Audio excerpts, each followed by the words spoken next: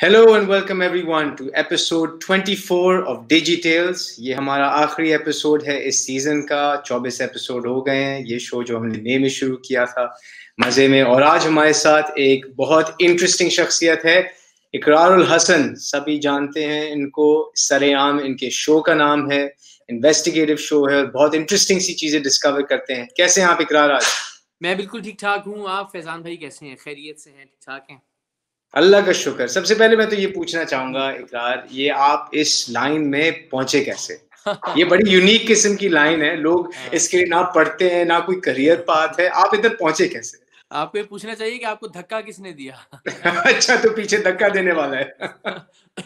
नहीं, इनफैक्ट बड़ी सादा सी स्टोरी है। हम न्यूज़ कास्टिंग किया करते थे, न्यूज़ कास्टर थे ARY न्यूज़ पे। तो हर न्यूज़ कास्टर का अल्टीमेट जो एक स्टेप होता है वो यही होता है कि उसे प्रोग्राम मिल जाए अपना।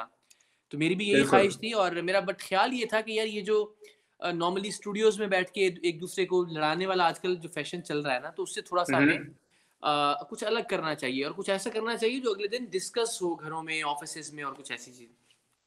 तो मैंने ये सोचा कि हम वो चीजें जो बचपन से सुनते आए, मिसाल के तौर पे जो फकीर हैं उनका एक माफिया होता है और वो बाकायदा बच्चे जो हैं वो उनको ट्रेन किया जाता है या बच्चों के पास वो काटे जाते हैं, उनको अगवा करके एंड ऑल दैट, ये कहानियां थी जो हम सुनते थे। या मिर्चों के अंदर जो है वो लाल ईंट पीस के डाली जाती है, या फॉर एग्जांपल जो कुकिंग ऑयल है वो अंतड़ियों से बनता है वगैरह वगैरह। तो ये सारी कहानियां जो हमने बचपन से सुनी थी, तो मैंने सोचा कि इनको इंटेरोगेट किया जाना चाहिए और इनको विजुअलाइज करके लोगों को दिखाना चाहिए। तो एक स्लॉट खाली हुआ, मेरी किस्मत अच्छी थी, ARY पे एक साहब प्रोग्राम छोड़ के गए तो स्लॉट खाली था। तो मैंने मैनेजमेंट से रिक्वेस्ट करके कहा कि ये स्लॉट मैं मतलब खबरें भी पढ़ता रहूंगा साथ साथ, मगर ये स्लॉट भी प्लीज अगर मैं ले लूं। और ये वंस अ वीक स्लॉट था? Sorry, once a week slot था जो शुरू हुआ था? वंस अ वीक स्लॉट था, हाफ एन आवर का, एक घंटे अच्छा। का भी नहीं था। तो उसमें उस दिन आई रिमेम्बर कराची के अंदर रमज़ान के दिन थे और 100 लोगों को टारगेट किलिंग करके मार दिया गया था, जिन दिनों में बहुत बुरे हालात थे। 2012 2011 की बात कर रहा हूँ मैं। तो वो बड़ा एक बहुत ही इमोशनल दिन था। हम गए जो विक्टिम्स थे उनके घरों पे, और जो सिचुएशन थी शहर के अंदर, मैंने जिना हॉस्पिटल के बाहर एक लिंक दिया और मेरे पीछे एक एम्बुलेंस आके रुकी और वो बहुत नेचुरल था। और उस एम्बुलेंस का जैसे ही पीछे का दरवाज़ा खुला, आप यकीन नहीं करेंगे, लाशों के ढेर, लिटरली वो ढेर लगा हुआ था लिटरली। और उसको तो आई गॉट इमोशनल और रोने का एक सिलसिला था। तो वो प्रोग्राम मेरा पहला प्रोग्राम था। अगेन लोगों ने उसको देखा भी, सराहा भी, पसंद भी किया। तो उसके बाद फिर मैनेजमेंट को लगा कि यार ये इस बंदे को जो है ना शो दे देना चाहिए। फिर हमें 4 महीने ARY स्पेशल के नाम से हम उसी स्लॉट को फिल करते रहे। तो 4 महीने बाद देन आई थोड़ा सा कुछ मेहनत की, अच्छी परफॉर्मेंस दी, तो फिर अल्टीमेटली सोचा गया कि यार अब ARY स्पेशल नहीं करना चाहिए, इसको नाम देते हैं प्रोग्राम को। तो उस वक्त फिर हमने 2 फैजान भाई प्रोग्राम्स के नाम सोचे। एक था इनकार इकरार के साथ, और एक था सरेआम। तो ज्यादा लोगों ने ये राय दी कि सरेआम होना चाहिए। सो अल्टीमेटली इट इज सरेआम। सरेआम पे इनकार नहीं हुआ। सरेआम पे इनकार नहीं, लेकिन लोग बहुत इनकार करते हैं। रंगे हाथों पकड़े जाने के बावजूद मानते नहीं है, ढीठ बन जाते हैं कि हमने तो काम किया ही नहीं, ये तो वीडियो में मैं हुई नहीं, मैं तो पैसे ले ही नहीं रहा था एंड ऑल दैट। सही। हाँ, ये बड़ा इसमें एक इंटरेस्टिंग आपने एक एंगल ढूंढा है कि आप जाके मतलब मुख्तलिफ पाकिस्तान के हिस्सों में जाके चीज़ों को निकाल के निकालते और सामने लेके आते हैं। मुझे एक बात बताएं, इसमें इस पूरे प्रोसेस से 8 साल हो गए हैं तकरीबन आपको ये शो करते हुए, बल्कि ज्यादा जी। आपको पाकिस्तान के बारे में क्या सीखने को मिला इससे? एक तो ये कि जो मेरी मोहब्बत है पाकिस्तान से, वो कोई 1 करोड़ अरब गुना बढ़ गई। उसकी वजह ये है कि मैंने देखा कि क्या मसाइल हैं यहाँ पे। एक एक गली में मैं गया, एक एक शहर में मैं गया प्रोग्राम की रिकॉर्डिंग के सिलसिले में। And to be very honest, जहाँ इतने सारे बुरे लोगों को हमने बेनकाब किया, वहीं मुझे बहुत सारे अच्छे लोग भी मिले। वो लोग जो दुआएं देते हैं मुझे मिलके, वो लोग जो कहते हैं कि हम तहज्जुद में आपके लिए दुआ करते हैं, ये वो लोग जो ये कहते हैं कि हम रोज़ा रसूल पे सल्लल्लाहु अलैहि वसल्लम वहाँ आपके लिए दुआ करते हैं।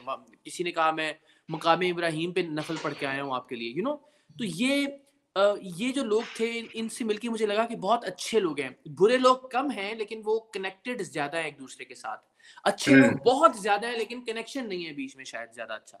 तो दैट इज वाई तो ये मुझे 8 सालों में मेरे पाकिस्तान के लोगों से, पाकिस्तान की धरती से मेरी मोहब्बत में बहुत इज़ाफ़ा हुआ है। एंड आई लर्न कि अल्टीमेटली हम ठीक हो जाएँगे इंशाल्लाह। 70 सालों की खराबियाँ हैं, बट आहिस्ता-आहिस्ता, थोड़ा-थोड़ा करके कुछ ना कुछ बेहतर कर रहे हैं, जिसमें एटलीस्ट अपना रोल हम प्ले कर रहे हैं।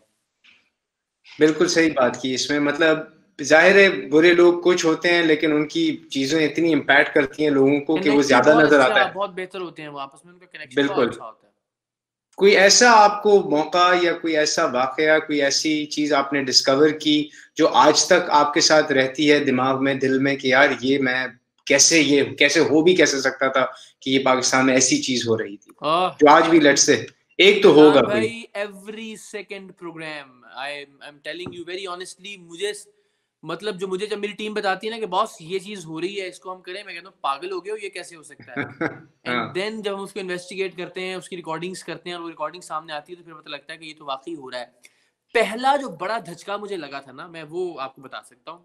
सही, अदरवाइज़ तो बिल्कुल। हर दूसरे प्रोग्राम में, आई मीन आप देखिए ना, मैं कोशिश करता हूँ याद करने की कि पता लगा कि कराची में इब्राहिम हैदरी गोट पे एक ऐसी फैक्ट्री है जहाँ पे जो जानवर जो ज़िबा हो जाते हैं और जो कटते हैं और जो कुर्बानियों के बाद जो उनकी अंतड़ियाँ हैं, जो उनकी हाँ, हाँ। अलाइशें हैं, उनको पिघलाते हैं। उनके बड़े-बड़े वो उन्होंने स्टीमर्स रखे हुए हैं और वो पिघलने के बाद उनका जो एक्सट्रैक्ट है, उससे बनास्पति घी और कुकिंग ऑयल बनता है। उफ़! ये तो पहला मेरे लिए धचका था। एंड देन जब हम वहाँ गए, तो हमने फिर वो देखा भी और लोगों को दिखाया भी, और बनास्पति घी और ऑयल पड़ा भी हुआ था ड्रम्स के अंदर।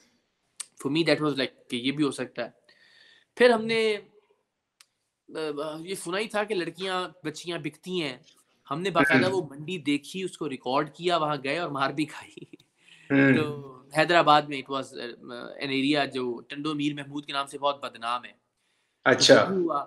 सो यानी आई मीन फिर यही पता लगा जो टमाटो केचअप हम खाते हैं, हाँ, उसके अंदर हाँ। टमाटर तो होता ही नहीं है। ये भी एक यानी लोकली जो यहाँ मैन्युफैक्चर होता है मुख्तलिफ ये जगहों मत पे, कहें कि जर्मनी उसके है, अंदर पेंट होता है। उसके अंदर केमिकल्स होते हैं, बस दैट इज़ इट। कोई हाँ, टमाटर नाम की चीज़ नहीं होती उसके अंदर। सो एक के हाँ। बाद एक इंकशाफ हम पे होता रहा। मसलन हम जो अचार खाते हैं वो कैसे बनता है, जो बड़े से बड़े ब्रांड हमें लेके आते हैं हमारे लिए। जो अदरक हुँ। हम इस्तेमाल कर रहे हैं उसके अंदर क्या प्रॉब्लम है। शादी हॉल्स में जो खाना बच जाता है वो कैसे बिकता है दोबारा से दुकानों के ऊपर, जो प्लेटों में दोबारा बचा हुआ बिकता खाना है? होता है। ये तो मतलब ये कभी सोचा भी नहीं है ऐसा कि शादी वालों का खाना दोबारा बिकता है। जो प्लेट में बच जाता है, एक तो है कि नॉर्मल जो बिक गया है, नो, जो प्लेटों में बिल्कुल, बचा हुआ है उसमें से छांटी होती है, यानी। ये तो कभी सोच भी तसव्वुर भी नहीं कर सकते ऐसी बात। सो ऐसी बहुत सारी बातें हैं कि जो हम सोच भी नहीं सकते थे, बट अल्टीमेटली हाँ। सरेआम में आके हमें खुद भी पता लगा कि अच्छा भाई ये भी होता है और ये हो कभी रहा है। किसी को कभी किसी को आपने एक्सपोज़ किया हो या एक्सपोज़ हो गए हो, not by choice but by accident, okay. जिसको एक्सपोज़ करके शायद दुःख हुआ हो बाद में कि यार ये शायद नहीं होना चाहिए था, गलती से हो गया, जो भी हो, ऐसे कभी इंसिडेंट आया है? हाँ, मेरी ना बड़ी दुखती रग पे आपने हाथ रख दिया। मेरा बस चले तो मैं ये काम छोड़ दूँ सरेआम का। बिकॉज़ मुझे ये लगता है कि जो लोग भी गलत काम कर रहे हैं, उनका कसूर तो है, डेफ़िनिटली वो गलत काम कर रहे हैं। बट अल्टीमेटली शायद मैं उनकी जगह होता या हम में से कोई भी उनकी जगह होता, अगर उसी माहौल में हमें परवरिश मिली हुई होती, अगर उतनी हमें एजुकेशन से हम दूर रहते, अगर वही गुर्बत होती, हुँ, या हुँ। यू नो एट टाइम्स कुछ लोगों के बारे में मैं सोचता हूँ कि अगर हम उनकी जगह होते और वो सारी ज़िंदगी की जितने प्रॉब्लम्स, जितने इश्यूज़, जो एटमॉस्फेयर, जो दोस्त, जो उनका इर्द-गिर्द का माहौल उनका है, अगर वो हमारा होता तो शायद हम भी यही कर रहे हुँ, होते। तो वो जब उनके शूज़ में जाके आप देखते हैं, तो एट हुँ। टाइम्स यस, मुझे लगता है कि यार पता नहीं हम मतलब इस मामले में टाइम्स कंफ्यूज हो जाता हूँ। बट फिर मैं ये सोचता हूँ कि अगर इसको बुनियाद, और फिर मैं ये सोचता हूँ कि यार इनको ये सज़ा नहीं मिलनी चाहिए कि टीवी पे आ गए हैं और उसके बाद तो ज़ाहिर है बड़ी बहुत अरसे के लिए अपनी फैमिली के सामने ज़लील हो जाते हैं, अपने रिश्तेदारों के सामने हुँ, ज़लील हो जाते हैं। लोग भी सोसाइटी में आपका बहुत बुरा हाल होता है अगर आप सरेआम में आ गए हैं, रंगे हाथों रिश्वत लेते बिल्कुल हुए ऐसे पकड़े ही गए है। हैं। तो ऑब्वियसली उसके बाद आपकी बेटी है, अगर उसका कोई शौहर है, आपका दामाद है, तो उसके ससुराल वाले हैं, तो आपकी क्या है सूरत हाल होती होगी वहाँ पे। हुँ, बट देन आई थिंक कि अगर ये सोचना शुरू कर दें हम, तो फिर इस मुल्क से तो हमें अदालतें भी ख़त्म कर देनी चाहिए कि यार एक आदमी को फांसी दे देते हैं आप, या एक आदमी को 10 साल की तो अल्लाह ताला ने कोई ऐसा सिलसिला बनाया हुआ है, किसी ना किसी को वो वसीला और ज़रिया बनाता है कि जब कोई गलत काम कर रहा हो तो अल्टीमेटली उसको उसकी सज़ा ज़रूर मिले, चाहे वो सज़ा जेल में जाने की शक्ल में हो, चाहे वो सज़ा कोर्ट की तरफ से हो, चाहे वो अल्लाह ताला मीडिया की तरफ से कोई ऐसा सिलसिला बना दे कि वो बेनकाब हो और उसने जितने लोगों का दिल दुखाया है, जितने लोगों को तकलीफ दी है, उसकी वजह से जितने लोग मरे हैं,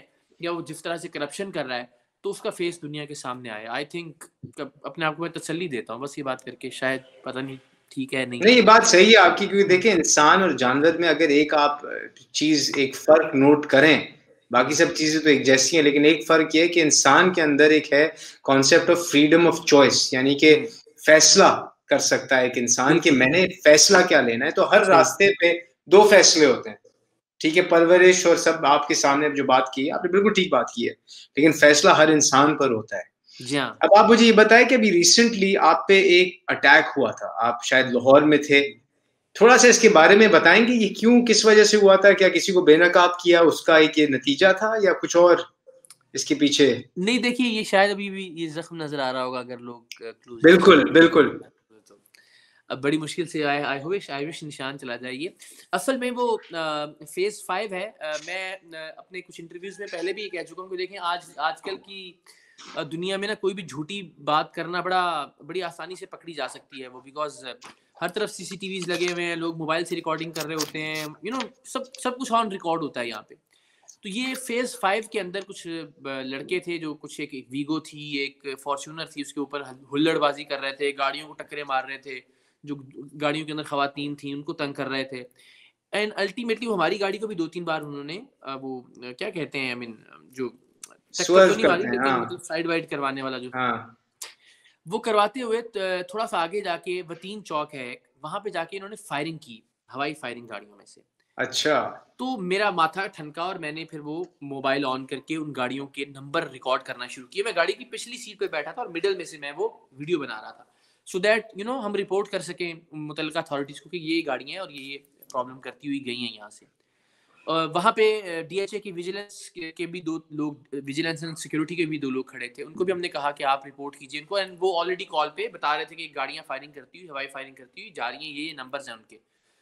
आई थिंक दे रियलाइज्ड कि हमारी गाड़ी में से कोई पीछे से यानी वीडियो बना रहा है, जब मैं वीडियो बना रहा था तो आगे जाके उन्होंने हमें रोक लिया, और रोका भी एक थाने के बिल्कुल सामने। और वहां जाके मैंने कैप पहनी हुई थी, वो एक हुडी टाइप थी, मास्क लगाया हुआ था, तो शायद दोनों चीजें हो सकती हैं। अभी तक का यही है कि वो उनको नहीं पता था कि मैं कौन हूँ। एक तो ये होता ना प्लान करके अटैक किया गया हो मुझे, शायद ऐसा मामला नहीं था। तो उन्होंने गाड़ी से उतर के, हमारे 2 दोस्त आगे बैठे हुए थे और मैं पीछे था, तो हमें जरा उन्होंने हाथापाई शुरू की। तो ज़ाहिर हम बाहर निकले तो बहुत सारे लोग थे वो। तो खैर उन्होंने काफी चाबियां वाबियां रख के ना यहाँ पे, जिस तरह चाबी निकाल के, फुल मूवियों की तरह, मूवी में जिस तरह करते हैं पूरा मार पड़ी अच्छी वाली। अभी तक ये कान दुखता है शदीद वाला। तो थोड़ी देर में जब ये मास्क साफ सुथरा, या कैप गिर गई है कुछ ऐसा, तो दे रियलाइज कि ये तो कोई बंदा टीवी वाला है शायद, इकरारुल हसन। तो एक दूसरे को फिर उन्होंने कहना शुरू किया, ओए ये तो इकरारुल हसन है, मतलब थोड़ा सा उन्होंने हाथ रोका अपना और पीछे होना शुरू हुए। देन दे रियलाइज कि बड़ा भंड हो गया उनसे। वरना आप देखें ना, वो तो मतलब आम आदमी के साथ वो क्या करते हैं, जब हमारे साथ उन्होंने ये किया। तो फिर अल्टीमेटली पुलिस स्टेशन जो के सामने ही था, और 15-20 मिनट तक हमें मार पड़ती रही। तो इस दौरान उन्होंने कोई 2-3 लोगों को पुलिस ने पकड़ लिया जो मारपीट कर रहे थे, और फिर अल्टीमेटली वो रात गए तक 10 लोगों की गिरफ्तारियां हो भी गई उस केस के अंदर। तो ये था, गिरफ्तार होके केस रजिस्टर हुआ, कोई मतलब इसमें कोई नतीजा निकला हुई, बट आई बिलीव के मुझे ऐसे किसी भी मामले को पर्सनल इशू नहीं बनाना चाहिए। और मैंने आज तक 8 सालों में कोई तकरीबन 800 हमले तो हुए होंगे तकरीबन, बट किसी में भी मैंने कोई पर्सनल एफआईआर नहीं करवाई कि जी मुझ पर अटैक किया या मुझे मारा या मेरे साथ ये किया। तो पुलिस ने वो हुल्लड़बाजी की और हवाई फायरिंग की और बाकी सब चीज़ों की एफआईआर की, मगर वो मेरी तरफ से कोई एफआईआर नहीं की, मैंने उनको अपने तौर पर माफ़ कर दिया। फैमिली आपकी नहीं परेशान रहती है कि आप इस तरह की चीजों में मुलविस रहते हैं और हर तरह के लोगों के साथ आपका एक टकराव होता है, क्या वो रोकते नहीं है? शुरू में बहुत रोकते थे, अब उनको लगता है ये ढीठ आदमी है, आवाज नहीं आएगा, तो इसको इसको करने दें जो ये करता है। और शायद थोड़ा सा इम्यून भी हो गए, और इम्यून होने के साथ साथ अब तो मतलब भी होता है ना, अच्छा मार पड़ी है, ओके फाइन। अब इनको निशान पड़ा हो ना, घर पे आऊं मैं, कोई स्क्रैच हो तो मत, क्या की है, मैं कहती जनाब वो ये हुआ, अच्छा ध्यान के करो, ठीक है जी बस। तो कोई बहुत परेशानी नहीं होती, इसलिए कि मेरे घर वालों ने मेरी जेलें भी देख ली, मुझे एफआईआर्स भी देख ली, मुझे हवालात में भी मिल के आ गए, मेरा खून बहता हुआ भी देख लिया, फायरिंग भी देख ली, बेचारों ने इतना कुछ देख लिया।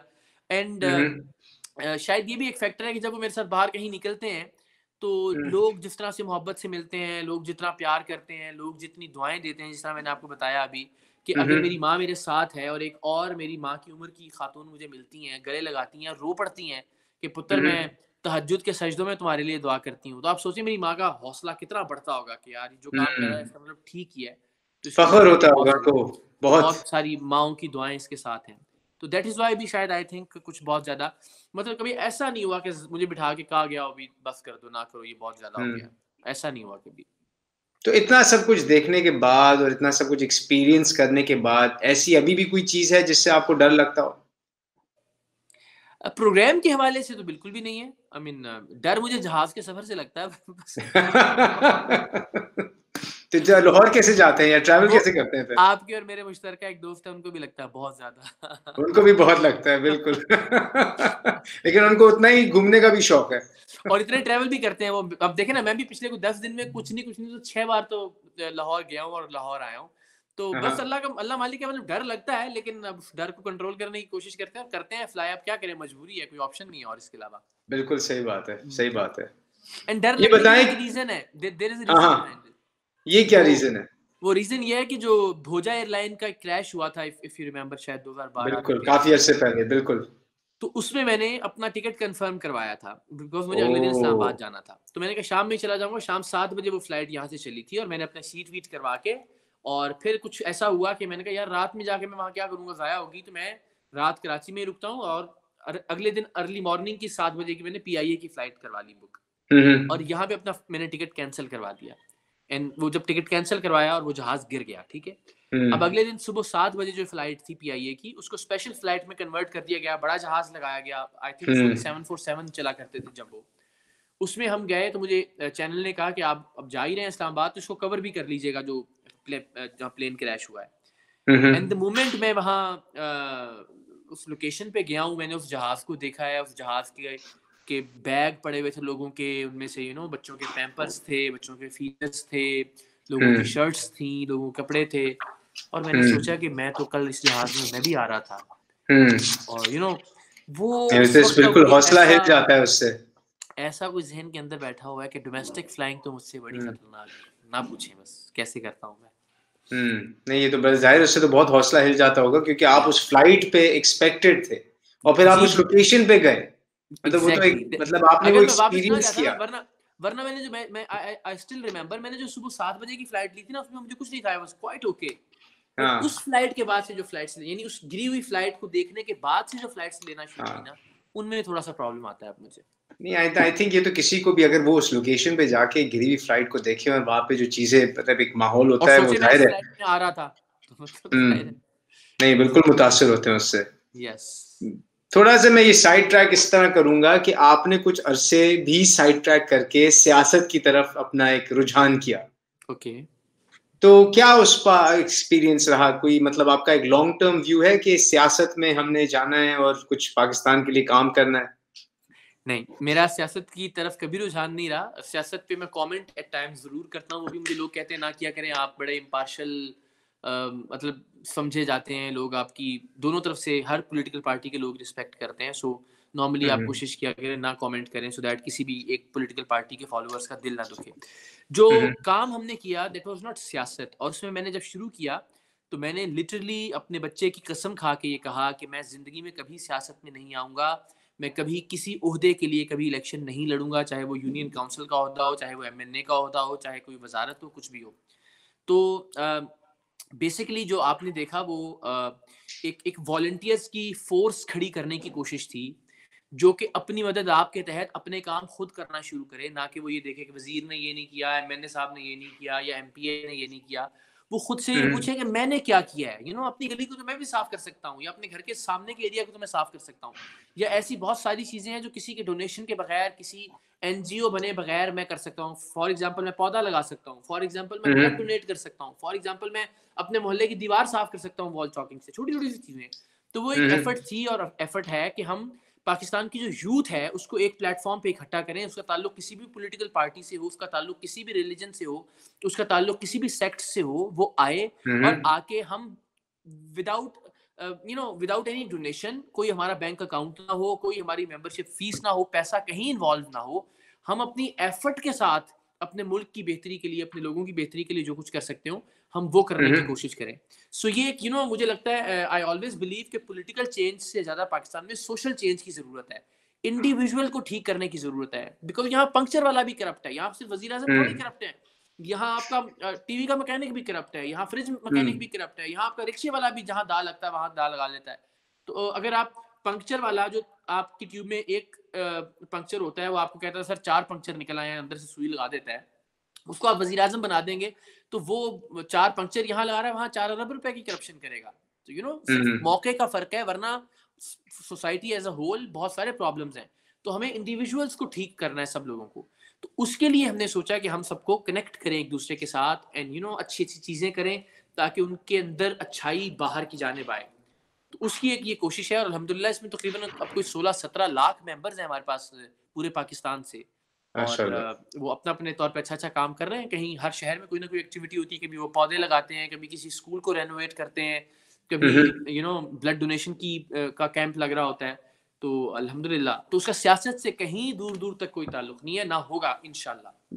लेकिन सियासत से इतनी क्यों आपका एक लट से ऑपोजिशन क्यों है कि सियासत में बिल्कुल नहीं आना? क्योंकि मुझे लगता है कि ऐसा नहीं है, सियासत में बहुत अच्छे अच्छे लोग हैं, बट मुझे ये लगता है कि जब आप सियासत में आ जाते हैं तो फिर आपकी एक बहुत बड़ी ऑपोजिशन क्रिएट हो जाती है ना, जो ज़ाहिर ऑलरेडी पॉलिटिक्स कर रहे हैं, जो फॉलोअर्स हैं। सो आपको कोई ज़रूरत नहीं है कि आप एक मुतनाज़े आदमी बन जाएं। मिसाल के तौर पे सोशल वर्क में वो ऑपोजिशन नहीं क्रिएट होती है, वो नहीं हो सकती। उसमें ये हो सकता है कि आप सबको ऑन बोर्ड लेके एक अच्छा काम कर सकते हैं। एंड व्हेन आप कोई एनजीओ नहीं बना रहे हैं, और जब आप किसी से पैसे नहीं मांग रहे हैं, आप सिर्फ एक पॉजिटिव सोच को एक अमल के जरिए, मैं मिसाल देता हूँ आपको। आई बिलीव कि जब एक हमारा टीम का मेंबर दोपहर में खड़े होके हम कोई कैंपेन करते हैं और उसमें वो धूप में खड़े होके वॉल चॉकिंग साफ करता है, तो एटलीस्ट वो आदमी सारी जिंदगी कभी अपने बिजनेस के लिए वॉल चॉकिंग नहीं करवाएगा।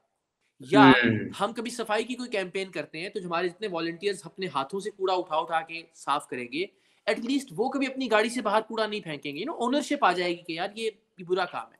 तो मुझे लगता है छोटे छोटे एक्ट्स से आप एक पॉजिटिविटी क्रिएट कर सकते हैं। That is what we are trying. तो ये सोशल चेंज का जो एक रुझान है और फोकस है, आप समझते हैं कि आइंदा वक्तों में आप ये अपनी लाइफ का एक लेट्स से फॉर्मिडेबल हिस्सा बनाएंगे? मतलब ये आपका ऑब्जेक्टिव रहेगा, फोकस? बिल्कुल बिल्कुल ऐसा ही होगा, और ऐसा ही है अभी भी अल्हम्दुलिल्लाह। बस अभी तो चूंकि वो गमे रोजगार भी साथ साथ है, ज़ाहिर है प्रोग्राम भी करना होता है, वो बाकी कुछ चीज़ें भी तो ज़ाहिर है, मगर अभी भी मेरा बहुत 50% टाइम तो है वो। ये इतना आसान नहीं है। जब मैं कह रहा हूँ ना 16 लाख मेंबर्स हैं हमारे, तो आप अंदाजा कीजिए 713 बहुत बड़ा इदारा है।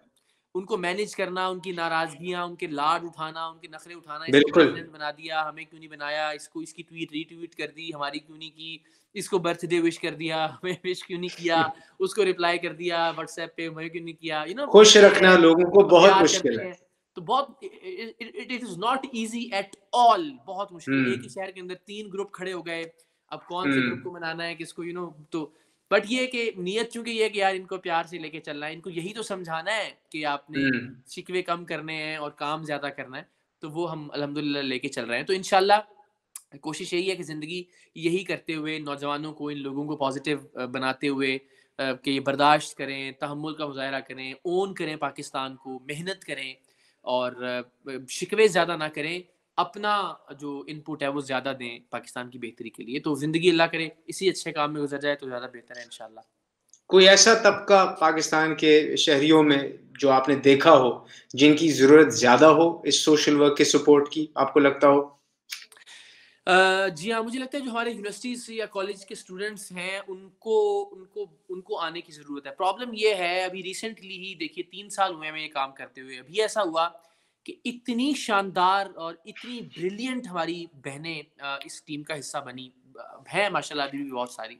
और उनमें से कुछ एक ऐसी हैं जो बेचारी पहले 2 साल बहुत एफर्ट की उन्होंने, सोशल मीडिया पे भी भरपूर प्रेजेंस होती थी, ऑन ग्राउंड भी, स्कूल भी ठीक कर रहे हैं, बच्चों को पढ़ा भी रहे हैं जाके, और कुछ ना कुछ। और अल्टीमेटली एक दिन पता चला वो बच्ची, वो जी फॉर एग्जांपल हमारी फलां इलाके की प्रेसिडेंट जो बच्ची थी वो कहाँ गई जी, उसकी शादी हो गई। तो उसके बाद जिंदगी रुक जाती है, और वो हम बहुत सारे ब्रिलियंट हमारी जो खवातीन हैं जो बहुत कुछ कर सकती हैं पाकिस्तान के लिए, उनको हम लूज कर देते हैं उनकी जिंदगी में। मिसाल के तौर पे ये डॉक्टर्स की जो रेशो है पाकिस्तान में बहुत सारी वो ज्यादा है मर्द खवातीन की ज्यादा है, बिल्कुल। मगर वो उन खवातीन में से एक बहुत बड़ी तादाद है जो शादी के बाद जो है वो बैठ जाती प्रैक्टिस छोड़ देती हैं, बिल्कुल ऐसे ही है। तो मुझे लगता है कि उनका कोई ना कोई किरदार किसी ना किसी तरह से होना चाहिए। तो आई मिस दोज गर्ल्स जो हमारी बहनें बेचारी अपनी शादी के बाद जो है बिल्कुल घर बिठा दी गई। और मुझे लगता है उन यूनिवर्सिटी की बच्चों को और ज़्यादा बेहतर तरीके से पाकिस्तान के हक में यूटिलाइज किया जा सकता है। 2020 एक अजीब सा साल गुजरा है सबके लिए।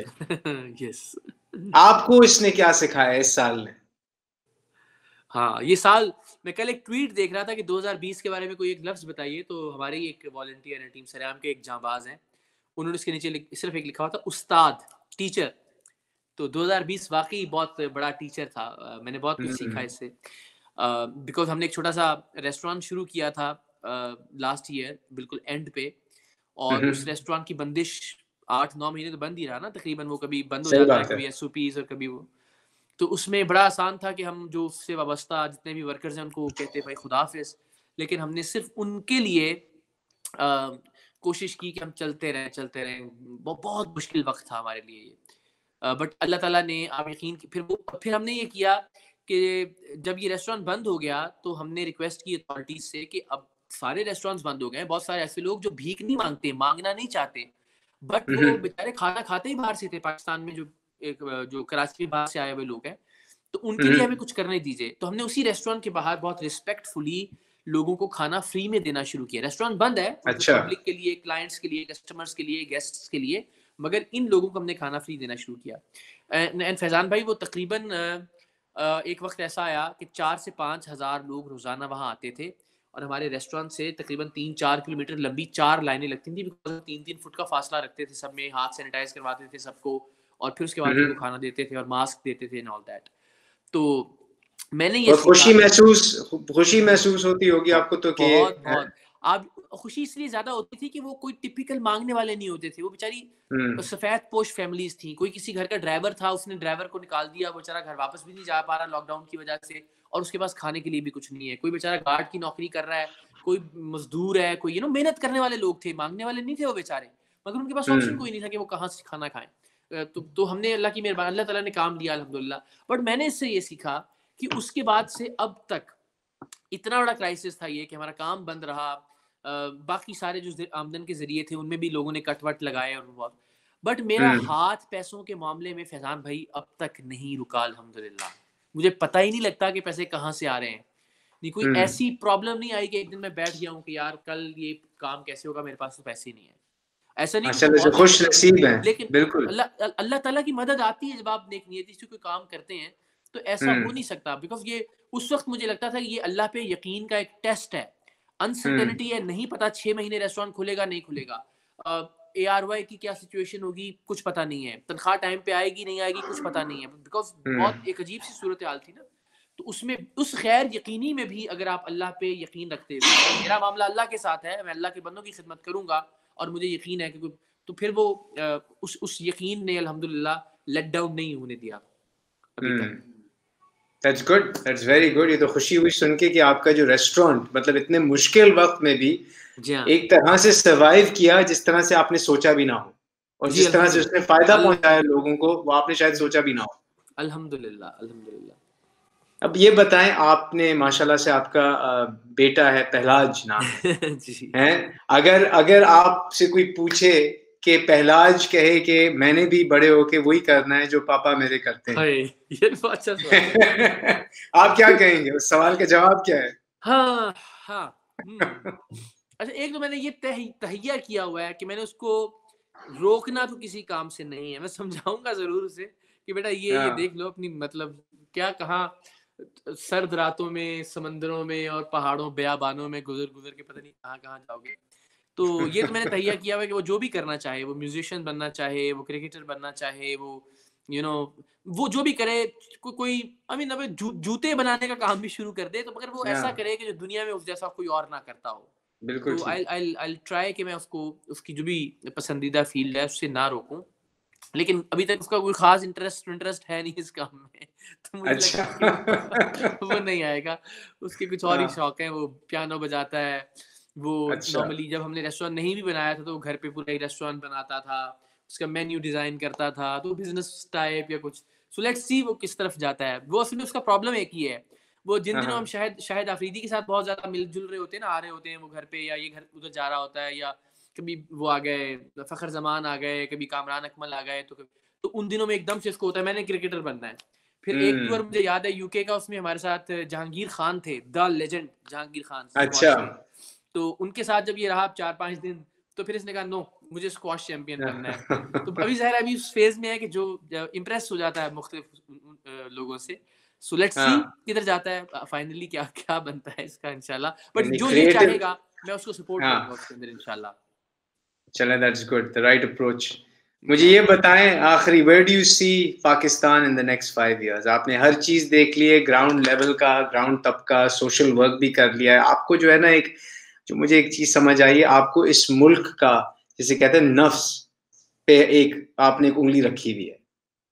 आप कहाँ देखते हैं इन लोगों को? मतलब जिस तरह से लेट्स से लीडरशिप है या जिस तरह से आबादी चल रही है, where is Pakistan in 5 years in your view? Okay. तो मुझे अभी तो रिसेंटली बड़ा एक मैं खबर के असर में था, आपने जी सवाल पूछ लिया कि वो पाकिस्तान उन चंद मुल्कों में जहाँ कोरोना की वैक्सीन पहुंचने में टाइम लग सकता है। और मैंने सोचा कि हम ऐसे क्यों हैं, हम वो 3-4 बिल्कुल जो लो के मुल्क हैं। अभी रिसेंटली जब ये खबर आई थी कि हमारा पासपोर्ट सोमालिया से भी बदतरीन है रैंकिंग के एतबार से, आई विश कि हम ये पासपोर्ट जब कहीं लेके जाएं किसी काउंटर पे, तो बड़ा फखर हो, सीना चौड़ा हो, हम डर ना रहे हो कि यार हमसे पता नहीं क्या सवाल करेंगे, रोक तो नहीं लेंगे, वापस तो नहीं भेज देंगे वगैरह। तो होप्स आर हाई, उम्मीद तो अ, पर अच्छी क्या है। करना है हमें, मतलब वहां पहुंचने के लिए? व्हाट डू यू थिंक, हमें क्या हमें स्टेप्स लेने चाहिए? हमें खुद को ठीक करना है। एक बंदा, प्रॉब्लम प्रॉब्लम ये ना कि मैं ठीक नहीं हूँ, प्रॉब्लम ये कि मेरे इर्द गिर्द के लोग ठीक नहीं है। हम लास्ट में जाते हैं, मैं सिर्फ एग्जांपल दूंगा आपको कि हम जब जाते थे कुछ इवेंट्स के ऊपर, जब टीम सरेआम हमने शुरू की, तो वहां मैं अक्सर ये होता था कि लोग नारे लगा रहे हैं जब मैं जा रहा हूँ, पाकिस्तान जिंदाबाद, और शोर मच रहा है, हल्ला गुल्ला हो रहा है, और मैं अस्सलाम वालेकुम क्या कहता था, बस आप थैंक यू सो मच, शुक्रिया, आपसे रिक्वेस्ट है प्लीज आप जरा खामोश हो जाइए ताकि मैं बात कर सकूं। तो जब मैं ये कहता था ना आप खामोश हो जाइए, तो उसके बाद फैजान भाई शोर बहुत ज्यादा हो जाता था, और ज्यादा हो जाता था। तो मैं बड़ा हैरान हुआ कि यार ये एक अजीब बात है, मैं कहता हूँ शोर एवरी टाइम, जब जब भी हम किसी किसी हाँ, शहर में गए तो यही हुआ। या फॉर एग्जाम्पल हमने कहा कि भाई स्टेज से प्लीज आप सब लोगों से रिक्वेस्ट है कि सामने आ जाएं ताकि आप लोगों से बात हो जाए, तो मैं अचानक ही रियलाइज करता था कि स्टेज पे और सारे बहुत सारे लोग और ज्यादा आ गए। तो सही। मैंने कोई तकरीबन 3-4 महीने ये देखने के बाद मैंने एक दिन बैठ के सोचा कि ये क्या हो क्या रहा है ये। देन आई हाँ, रियलाइज कि प्रॉब्लम यहाँ पे होती है जब मैं कहता हूँ ना कि प्लीज खामोश हो जाएं और मैं बात करना चाहता हूँ, तो सारे एक दूसरे से कहना शुरू कर देते हैं, ओए चुप कर जा, चुप कर जा, ओए ओए चुप कर, ओए चुप कर जाओ, चुप कर जाओ, चुप कर जाओ, एवरीवन स्टार्ट सेइंग कि खामोश हो जाओ। तो उससे खामोशी की बजाय शोर और ज्यादा हो जाता है। या जब मैं कहता हूँ सही। प्लीज स्टेज से नीचे उतर आए, तो नीचे वाले भी ऊपर आ जाते हैं स्टेज वालों को नीचे लाने के लिए, चलो जी नीचे चलो, ऊपर नहीं खड़े होते। तो प्रॉब्लम यह है कि जब हम चुप कर जाएंगे ना, बस दूसरे को मत कहें कि चुप कर जाओ, आप चुप हो जाए बस। आप हम्म। खामोश हो जाएंगे, पूरा हॉल खामोश हो जाएगा। आप अगर स्टेज से नीचे उतर आएंगे तो पूरे के पूरे लोग स्टेज से नीचे उतर आएंगे। प्रॉब्लम इज कि हम दूसरे सारी दुनिया को कह रहे हैं चुप कर जाओ, खामोश हो जाओ, अच्छे बन जाओ, परफॉर्म करो पाकिस्तान के लिए, पाकिस्तान की खिदमत करो, नेक बन जाओ, फला फला फला फला फला। हम खुद वो करने के लिए तैयार नहीं है। सो हम्म। ये इशू है हमारा। हम ठीक हो जाएंगे ना जिस दिन हमने कीमे वाले नान पे वोट देना छोड़ दिया, जिस दिन हमने बिरयानी की प्लेट पे बिकना छोड़ दिया, जिस दिन मैंने ये सोचना छोड़ दिया कि मेरा ये विच की फायदा है, मुझे क्या मिलेगा, हम्म। तब पाकिस्तान ठीक होगा। उसके आसार अभी मुझे देखें, लीडरशिप अच्छी है, अच्छी हो सकती है, इस पे बात हो सकती है, इस पे हम डिबेट कर सकते हैं, बट हम एज अ नेशन अच्छे हैं नहीं। इसका फैसला अल्लाह ताला का कलाम करता है, जैसी कौम होगी उस पे वैसे हुक्मरान मुसल्लत कर दिए जाएंगे। तो आप बताइए 70 साल से क्या अच्छे हुक्मरान रहे हम पे? हम्म।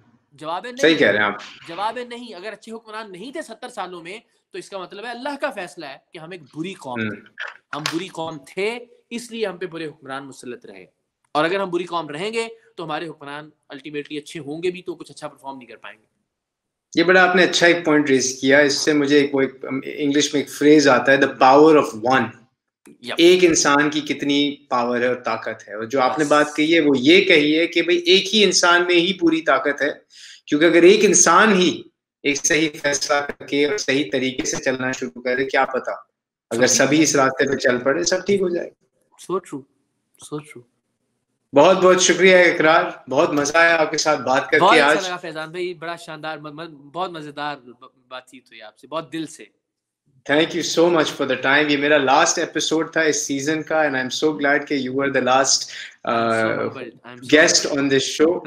और thank you everyone for tuning in. अब we will have a special for the new years, फिर इंशाल्लाह नए साल में एक नए सीजन के साथ आएंगे डिजिटेल्स के साथ। And once again Iqrar, thank you for the time. Thank you so much. अल्लाह हाफिज। ओके जी, अल्लाह हाफिज।